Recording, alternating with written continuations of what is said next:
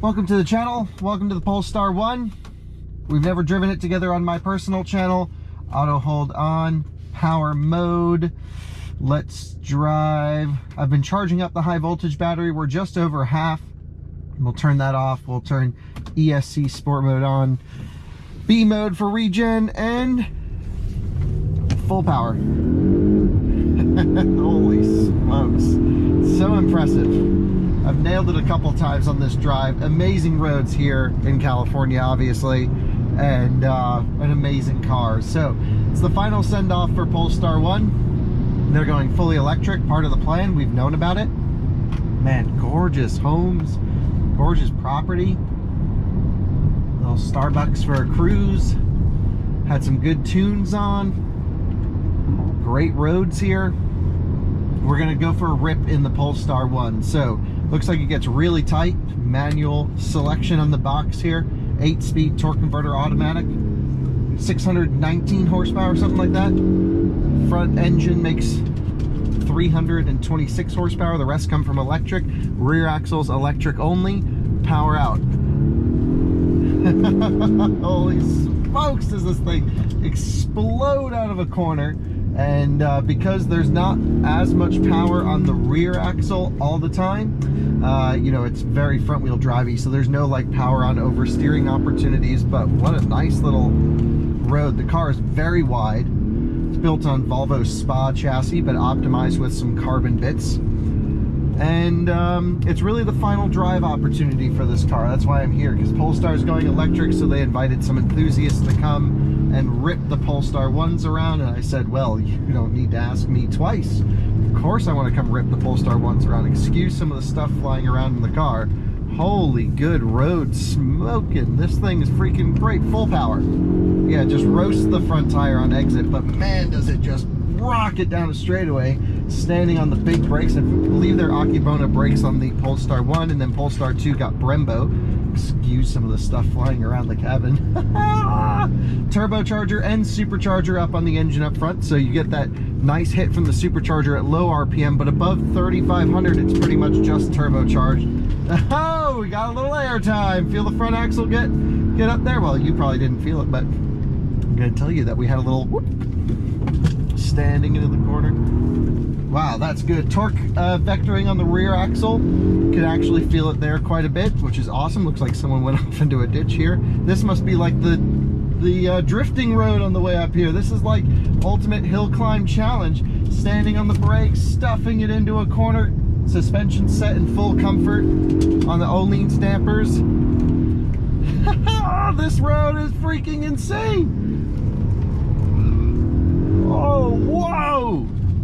Yes, this is all me right here. Love it. Wow. Definitely good to have the suspension set to comfort for the street. Sometimes if you go too stiff, doesn't work so well. Here, I'd say this is perfect. Normally this channel's POV, so why are we not doing it POV? Well, forgot my setup, sorry. So we'll do it in the traditional format. Oh, look at this. This is what I live for right here. Cool car, very rare car. This one's one of the first. This one's been like 200, something like that, can't remember.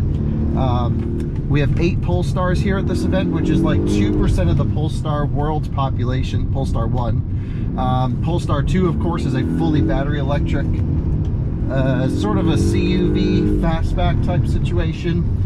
That is built on Volvo CMA platform. This is built on Volvo SPA platform.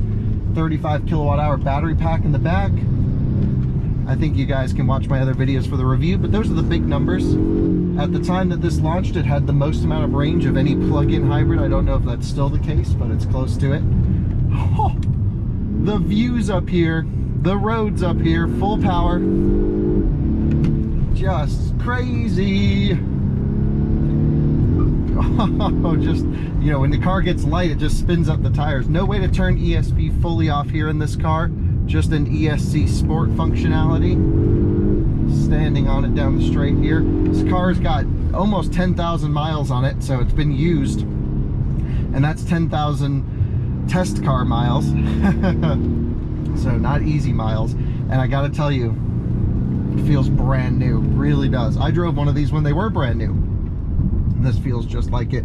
Over the hump, we'll charge up on the way down. See, yeah, doing that, we used about 25% state of charge on the battery plus quite a bit of fuel. So it's not efficient when you drive it fast, but what is? And it's just so good. I mean, I really love the way the suspension's set in the comfort selection right now. I've driven the car with a full stiff selection on track. I have a track review on a few different channels, but most notably on our One Lap channel, perhaps on out-of-spec reviews as well. Coming in under braking, brake by wire, so you get no sensation of ABS through the brake pedal, but that's okay. Power out. A little neutralizing of the yaw with the rear axle, but not much. You can feel it torque vector. It definitely spins up or applies power to the outside rear motor first and then blends in the inside for corners. I don't believe it torque vectors with regen, although it's possible. Let's see if I can feel it. It is possible, but I don't think so.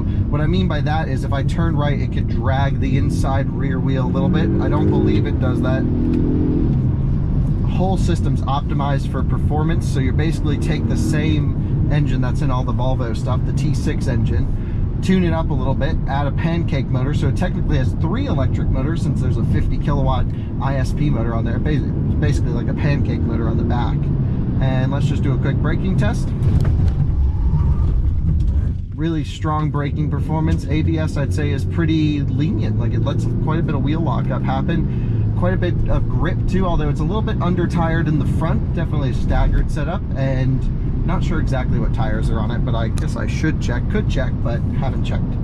And yeah, it's sort of a farewell. So I guess now that we're done with the good bit of the road, we should talk a little bit about Polestar's future, which is going to be quite exciting. You know, I'm a big fan of Polestar 2, especially with the recent software updates to the vehicle, making really good usability changes. Apparently there's another one coming here pretty soon. One of the things that I like so much about Polestar 2 software updates that just came out is it offers on-route battery preconditioning. Oh, every time I drive a Volvo or Polestar hard, it thinks the passenger seat belt's unbuckled. I have no idea why.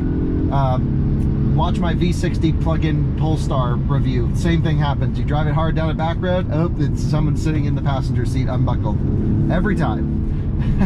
I don't understand that.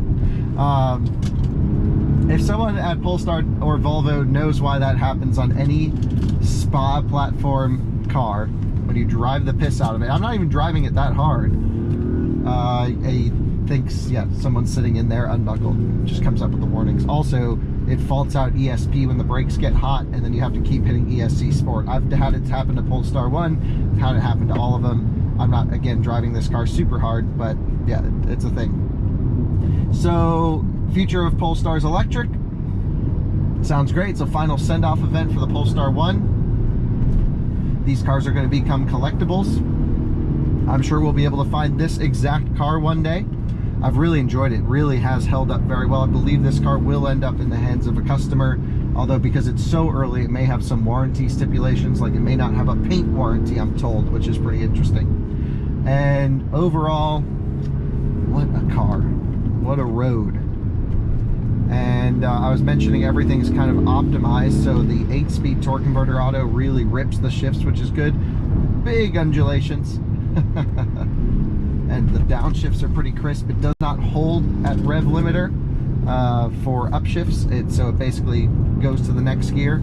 Sometimes it's hard to get it to downshift all the time, but in this car it's much better than the Volvo stuff. So I wish I could get this drivetrain tuning on some of the Volvo products. Look at this thing. Just absolutely hammered down through here.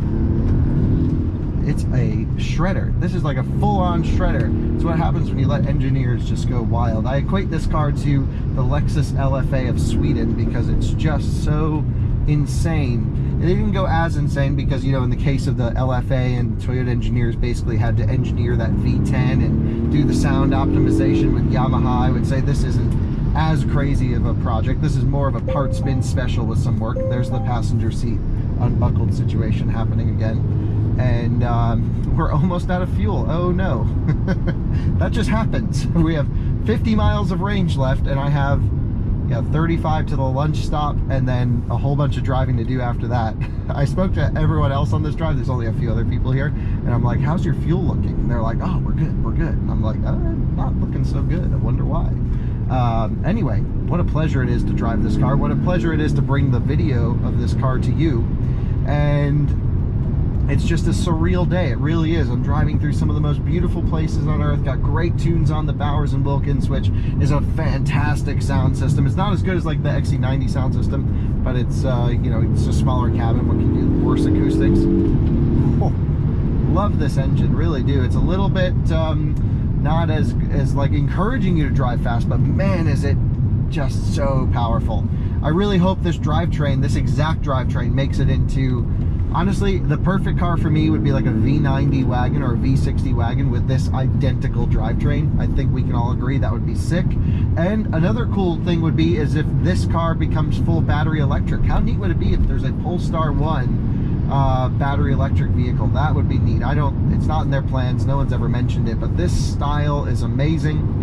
I hope these cars live on for a long time, either in museums or the hands of customer cars, and I hope they're treated with respect and sort of kept around for a long time, because they really are something special. It represents an interesting time in our history when we're transitioning to electric mobility. You know, these years we'll look back on as just an insanely rapid transformation with weird concepts and interesting things, and this is one of the most complicated to come out of it. You have 2 different kinds of forced induction, 3 electric motors, 2 different battery packs in one car, making the 35 kilowatt hour system. It's so unbelievably complicated. 50 kilowatt DC fast charging for a plug-in, and it's really, really something quite special. Very nice.